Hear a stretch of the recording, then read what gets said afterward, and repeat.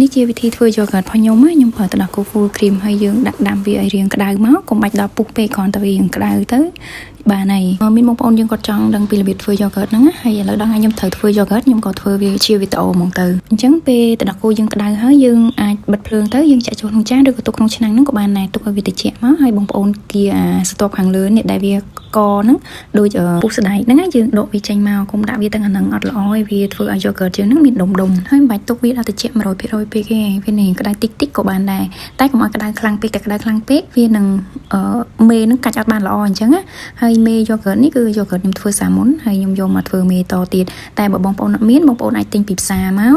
yogurt រសជាតិដើមហើយយើងកូរវាឲ្យសព្វទៅបន្ទាប់មកយើងកូរចាក់ចូលនៅក្នុងកំប៉ុងកន្លោះឬក៏ចានណាដែលយើងចង់ទុកដាក់វាហ្នឹងហើយយើងដួសពពុះវាចេញដើម្បីឲ្យ yogurt យើងវាស្អាតកុំឲ្យវាមានពពុះហើយបន្ទាប់មកទៀតយើងទុកវារយៈពេល8ទៅ10ម៉ោងឬក៏មួយយប់ក៏បានដែរដូចខ្ញុំទុកវាមួយយប់ខ្ញុំធ្វើវាពេលល្ងាចហើយព្រឹកឡើងខ្ញុំយកវាមក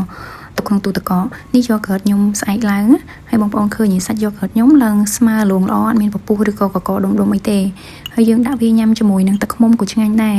អូនៅពេលដែលយើងទុកវាមួយយប់ហ្នឹងយើងទុកនៅក្រៅទូទឹកកកហើយកន្លែងកាន់តែហប់កាន់តែល្អ